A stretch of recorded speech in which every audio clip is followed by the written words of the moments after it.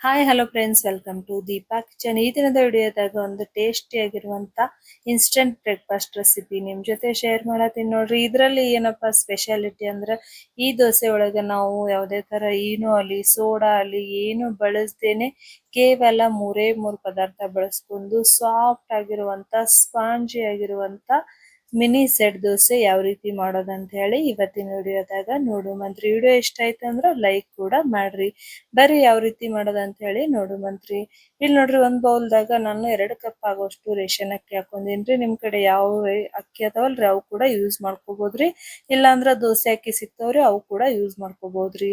Next 1 cup ಆಗೋಷ್ಟು ಉದ್ದಿನ ಬೇಳೆ, ಒಂದ್ ಅರ್ಧ ಕಪ್ ಆಗೋಷ್ಟು ಕಡಲೆ ಬೇಳೆ ಹಾಕೊಂಡೇನ್ರಿ.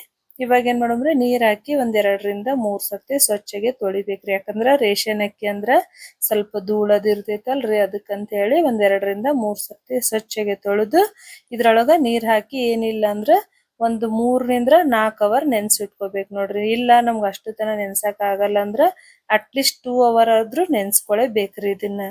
ಇವಾಗ ಇದನ್ನ ನೆಂದೈತ್ ನೋಡ್ತಾ ಇರ್ಬೋದ್ರಿ. ಅಕ್ಕಿ ಮತ್ತ ಬೇಳೆ ಅನ್ನೋದು ಯಾವ ರೀತಿ ಉಬ್ಬಿ ಬಂದೈತೆ ಅಂತ ಹೇಳಿ. ಸ್ವಲ್ಪ ಉದ್ದಿನ ಬೇಳೆ ನೆಂದು ಅಂದ್ರ ನಾವ್ ಮಿಕ್ಸಿ ಜಾರ್ ಒಳಗ್ ಹಾಕನ ಸಾಫ್ಟ್ ಆಗ್ತೈತ್ರಿ. ಇಲ್ಲಾಂದ್ರ ಬೇಳೆ ಹಂಗೆ ಉಳಿದು ಬಿಡ್ತೈತ್ರಿ.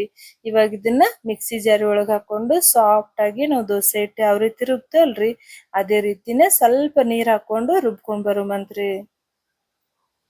ಇವಾಗ ನೋಡ್ತಾ ಇರ್ಬೋದ್ರಿ ಎಷ್ಟು ಸಾಫ್ಟ್ ಐತೆ ಅಂತ್ರಿ. ನಾರ್ಮಲ್ ಆಗಿ ನಾವು ದೋಸೆ ಹಿಟ್ಟು ರುಬ್ತೇವಲ್ರಿ ಅದೇ ತರಾನೇ ಒಂದ್ ಚೂರು ತರಿ ಇಲ್ಲಾರ್ದೇನೆ ಸಾಫ್ಟ್ ಆಗಿ ಈ ತರ ರುಬ್ಕೋಬೇಕು ನೋಡ್ರಿ. ಇದನ್ನೇನ್ ಮಾಡಮ್ರಿ, ಒಂದ್ ಬೌಲ್ದಾಗ ಟ್ರಾನ್ಸ್ಫರ್ ಮಾಡ್ಕೊಳ್ಳುವಂತ್ರಿ.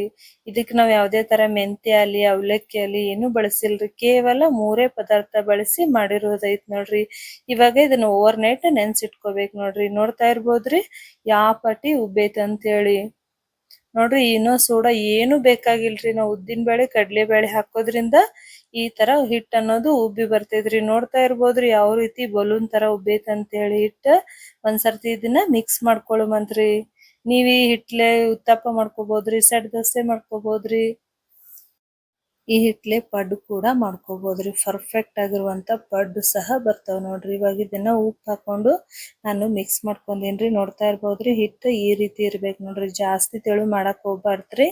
ಇದು ಕರೆಕ್ಟ್ ಹದ ಐತ್ ನೋಡ್ರಿ ಹಿಟ್ಟಿಂದ. ಇವಾಗ ನೋಡ್ರಿ ಒಂದ್ಸರ್ತಿ ಮಿಕ್ಸ್ ಮಾಡ್ಕೊಳ್ದಾಗೈತ್ರಿ. ಆ ಕಡೆ ನಾ ತವಾ ಕೂಡ ಇಟ್ಕೊಂಡಿನ್ರಿ. ತವಾ ಕೂಡ ಬಿಸಿ ಆಗೈತ್ರಿ. ಇವಾಗ ಸೆಟ್ ದೋಸೆ ಹಾಕೊಂಬರ್ರಿ.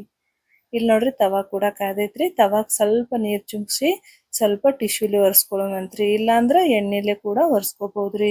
ಇವಾಗ ಮಿನಿ ಸೆಟ್ ದೋಸೆ ಹಾಕೊಳ್ಳುಮಂತ್ರಿ. ಈ ತರ ಸಣ್ಣ ಸಣ್ಣ ಸೆಟ್ ದೋಸೆ ಹಾಕೊಳ್ಳೋದ್ರಿಂದ ಮಕ್ಳಿಗೆ ಕೂಡ ಇಷ್ಟ ಆಗತ್ರಿ. ಮಕ್ಳು ಇಷ್ಟಪಟ್ಟು ತಿಂತಾರ ನೋಡ್ರಿ. ಅಷ್ಟು ಟೇಸ್ಟಿ ಆಗಿರುವಂತ ಮಿನಿ ಸೆಟ್ ದೋಸೆ ಅದಾವ್ರಿ. ಮತ್ತೆ ಫ್ಲಫಿ ಕೂಡ ಅದಾವ್ರಿ. ನೀವು ಇನ್ನ ಹೆಲ್ದಿಯಾಗಿ ಮಾಡ್ಬೇಕಾಗಿತ್ತಂದ್ರ ಇದ್ರೊಳಗ ವೆಜಿಟೇಬಲ್ ಕೂಡ ಹಾಕೋಬಹುದು ನೋಡ್ರಿ. ಯಾವ ವೆಜಿಟೇಬಲ್ ಮಕ್ಳು ತಿಂತಾರಲ್ರಿ ಆ ವೆಜಿಟೇಬಲ್ ಕೂಡ ಹಾಕೋಬಹುದ್ರಿ. ಇಲ್ಲ ಸ್ವಲ್ಪ ಚಟ್ನಿ ಪುಡಿ ಹಾಕೊಂಡ್ರು ಇನ್ನೂ ಕಲರ್ಫುಲ್ ಆಗಿ ಕಾಣಿಸ್ತೈತ್ ನೋಡ್ರಿ. ಇವಾಗ ಸ್ವಲ್ಪ ಎಣ್ಣೆ ಹಾಕೊಳ್ಳುಮಂತ್ರಿ. ಬೇಕಂದ್ರ ನೀವು ತುಪ್ಪ ಕೂಡ ಹಾಕೋಬಹುದ್ರಿ. ಆದ್ರೆ ನಾನು ಇಲ್ಲಿ ಎಣ್ಣೆ ಹಾಕೊಳತೀನಿ ನೋಡ್ರಿ.